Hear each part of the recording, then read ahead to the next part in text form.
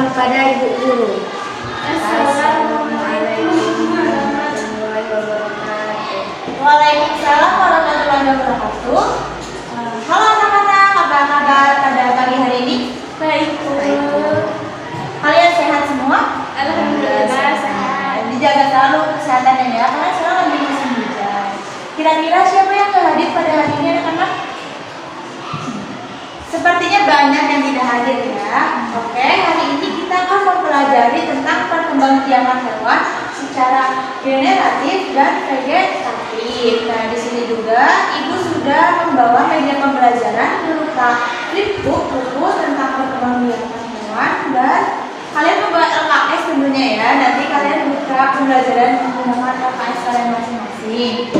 Nah, sebelum mulai pelajaran, kita akan melakukan ice breaking terlebih dahulu ya. Ayo kita berdiri sebentar. Kita memulai ice breaking terlebih dahulu agar kalian semangat mengikuti pembelajaran kali ini.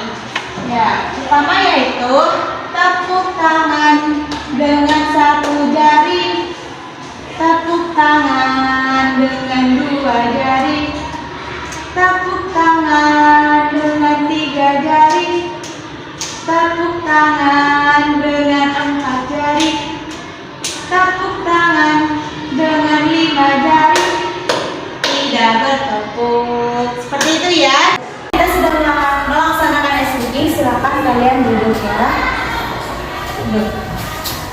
Nah, kali ini kita akan mulai pembelajaran tentang perkembangbiakan hewan. Apa itu anak-anak? Perkembangbiakan hewan. Jadi perkembangbiakan hewan itu ada berapa?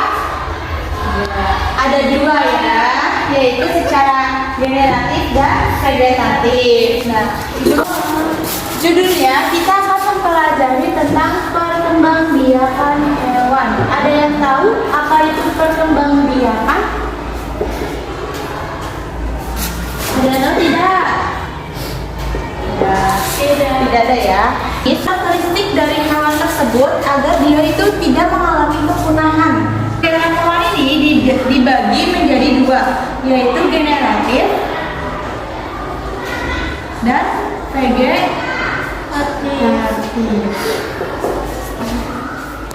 Nah, generatif disebut juga dengan perkembangbiakan dengan cara perkawinan, di mana sel kelamin jantan yaitu spermatozoid bertemu dan membuahi sel kelamin perempuan yaitu sel telur. Nah, perkembangan generatif ini dibagi lagi menjadi tiga, yaitu ovipar, vivipar, dan ovovivipar.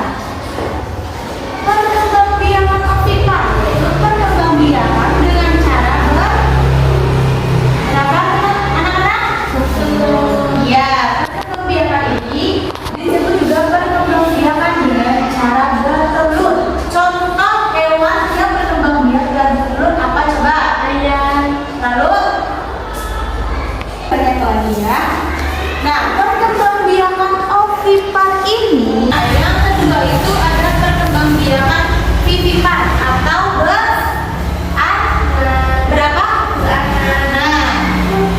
Nah, ini nanti embrio akan tumbuh dan berkembang di dalam rahim induknya sampai beberapa bulan, dan biasanya perkembangbiakan ini disebut dengan pada hewannya yaitu mamalia yang menyusui. Contohnya apa? Coba mamalia yang menyusui ya anak-anak. Kita sedang membahas tentang hewan, yaitu kucing, kuda, betul ya, kucing, kuda, sapi, dan kambing.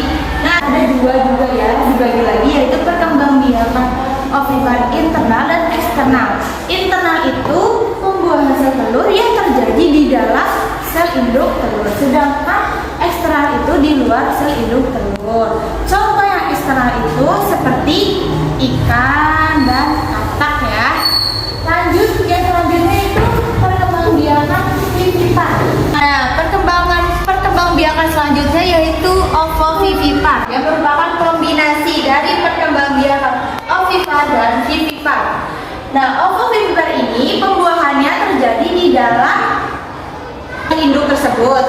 Nah, setelah itu akan berkembang dan bertumbuh. Setelah menetas, maka akan dilahirkan dan menjadi hewan baru.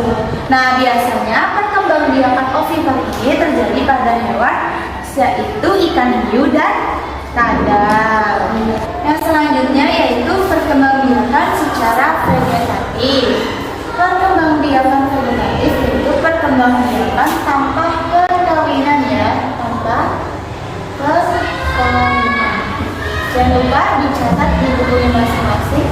Nah, perkembangbiakan tanpa perkawinan ini biasanya terjadi pada hewan yang mempunyai tingkat rendah. Yang dimaksud tingkat rendah di sini yaitu hewan tersebut tidak memiliki struktur tubuh yang tidak sempurna. Nah, perkembangbiakan vegetatif ini dibagi juga menjadi 3, yaitu tunas, fragmentasi, dan membelah diri. Tingkat vegetatif atau perkembangbiakan aseksual ini dibagi menjadi 3 ya, yaitu tunas, fragmentasi, dan membelah diri. Nah, tunas kecil akan muncul pada tubuh induk hewan. Ketika sudah cukup umur, tunas tersebut berpisah dengan tubuh induknya dan akan membentuk indukan yang baru. Contoh. Nah, yang kedua itu ada fragmentasi. Nah, fragmentasi ini cara hewan berkembang biak dengan cara memotong atau memutuskan bagian tubuhnya. Contoh hewannya yaitu Planaria dan beberapa jenis cacing. Dan yang ketiga yaitu berkembang biak dengan cara membelah diri. Nah, ini dilakukan bagi tubuhnya menjadi 2 bagian sama besar. Ukuran amoeba itu sangat kecil. Jadi hanya bisa dilihat menggunakan mikroskop. Ibu mempunyai media pembelajaran berupa buku perkembangbiakan flipbook. Nah, di sini tuh ada perkembangbiakan secara generatif dan perkembangbiakan secara vegetatif ya. Nah, perkembangbiakan generatif di sini apa ini anak-anak? Ayam. Ya, betul. Perkembangbiakan generatif dengan contoh hewan ayam ya. Nah, di sini dimulai dari telur. Telur akan dikerami oleh induknya. Lalu setelah itu selama beberapa bulan ya tentunya, setelah itu akan menetas. Nah, setelah menetas akan ada calon ayam. Nah, calon ayam ini akan bertumbuh dewasa menjadi ayam dewasa. Begitu terus alur dari pembuahan ayam. Contoh perkembangbiakan vegetatif dengan hewan cilia. Jadi namanya apa? Cilia. Ya, cilia ya. Nah, ini tuh bisa berkembang biak dengan cara vegetatif dengan pembelahan binar pada hewan cilia. Tadi kan sudah disebutkan bahwa diawali dengan pembuahan oleh Micronecleus, lalu diikuti oleh pembelahan oleh Macronecleus, lalu menghasilkan 2 sel telur baru. Pembelahan 2 sel baru ini itu akan identik ya dan mempunyai 2 sel yaitu 2 sel nukleus dan sitoplasma.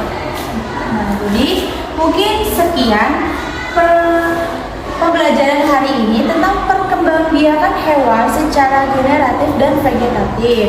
Tadi penjelasan tentang perkembangbiakan hewan secara generatif dan vegetatif. Sekarang kalian dibagi menjadi beberapa kelompok, lalu ibu akan membagikan LKS yang kemarin telah dibutuhkan dan kalian mengerjakan tugas halaman 2 ya tentang perkembangbiakan generatif dan vegetatif. Setiap kelompok maju dan sampaikan hasil diskusinya. Tangan untuk kita semua. Nah, tadi semua siswa telah presentasi dengan baik ya. Sudah paham baik tentang perkembangbiakan hewan secara generatif dan vegetatif. Jadi tadi ayam itu berkembang biak secara apa? Nah, bertelur itu masuk ke dalam